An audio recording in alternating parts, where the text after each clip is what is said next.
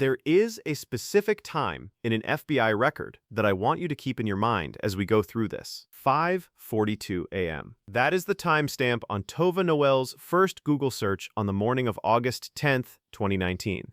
The search term was latest on Epstein in jail. She searched again at 5:52 a.m. 10 minutes later, the same search at 6:30 a.m. Her colleague Michael Thomas found Jeffrey Epstein unresponsive in his cell, hanging from a bedsheet.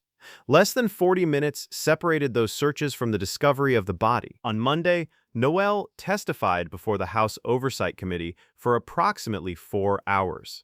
It was the first time she had been questioned about these specific facts in a public congressional setting. Let me walk you through what the documents show, what the committee asked, and what the testimony produced, because the gap between what was known and what was investigated is the part of this story that matters most. Tova Noel was one of 2 corrections officers assigned to monitor Epstein on the night of August 9th into the morning of August 10th, 2019. The other was Michael Thomas.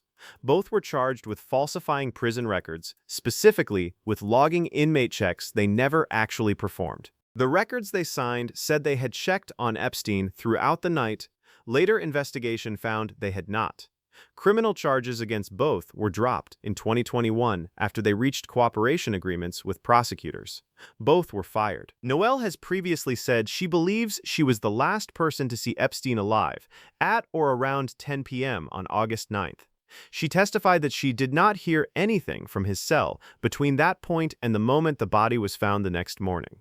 8 hours, no check, no sound. No entry in the log that was accurate. But the documents the DOJ released earlier this year added layers that the 2021 investigation did not examine. The FBI obtained Noel's bank records through a subpoena from JPMorgan Chase. What those records showed was flagged by the bank itself.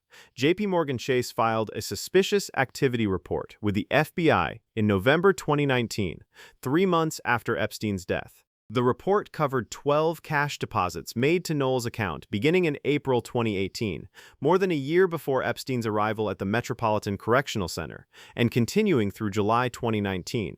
The deposits came in semi-regular increments. The largest single deposit was $5,000, made on July 30th, 2019. That was 10 days before Epstein was found dead. It was 1 week after Epstein's first documented suicide attempt on July 23rd. The bank flagged it, the FBI received the report. Noel was never asked about the deposits during her 2021 DOJ interview. That is not an allegation.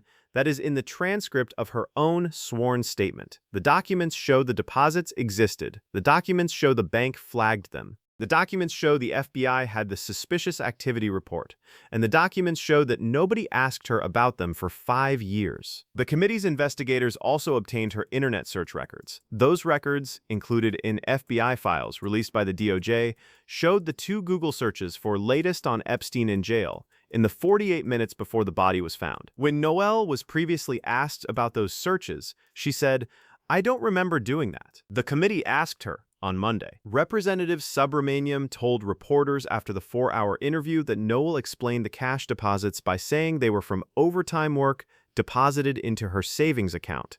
He said he found her account credible on that point. He said he does not believe she was paid to not do her job that evening.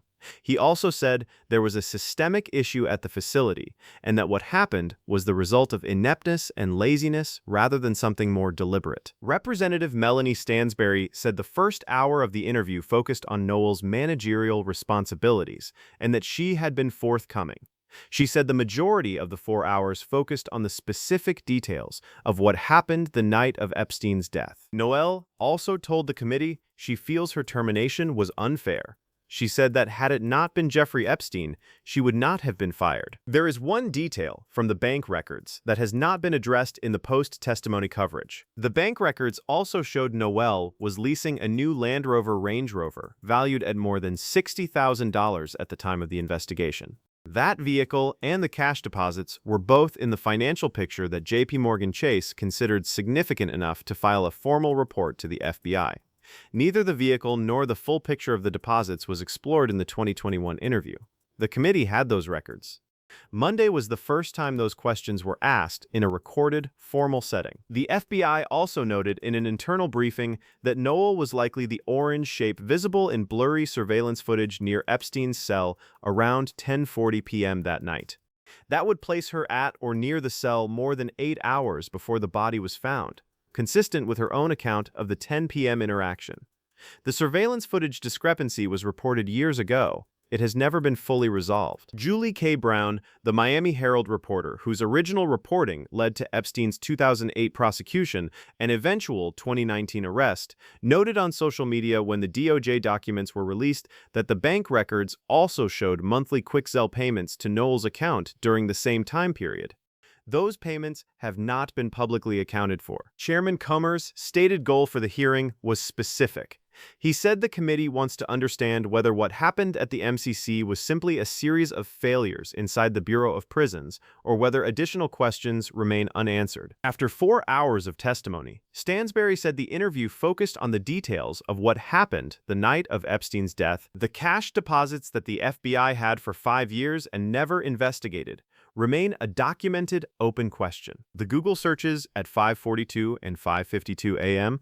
are in the FBI record. The transcript of Monday's interview has not been released. The committee's investigation is ongoing, and the question Comer framed in March, systemic failure or something else, was not answered publicly on Monday. It was answered behind closed doors. For 4 hours, the transcript will tell us what was said. If it is released, there is context around this hearing that matters for understanding what the committee is building toward. Monday's interview was not the first deposition in this investigation. The committee has already deposed former Attorney General Bill Barr, former Labor Secretary Alex Acosta, Ghislaine Maxwell, Les Wexner, Bill Clinton, Hillary Clinton, and Richard Kahn. A separate deposition with Epstein's longtime attorney Darren Indyke was also conducted. That list spans multiple administrations and the person convicted of facilitating Epstein's abuse. Noel sits at a specific point in that structure. She is the witness who can speak to the final hours, the physical environment of the cell, and the financial picture that was never examined. The committee also knows from the DOJ files that the night Epstein died was not the facility's first failure. Epstein had been found semi-conscious on July 23, 17 days before his death. He was placed on suicide watch, then removed from it, then placed with a new cellmate. That cellmate was removed from the cell the day before Epstein died, leaving him alone. The sequence of decisions across those 17 days is part of what the committee is examining. Noel was present at the facility during that period. The transcript from Monday's 4-hour interview will determine whether those questions received answers. The committee has not announced when or whether it will be released.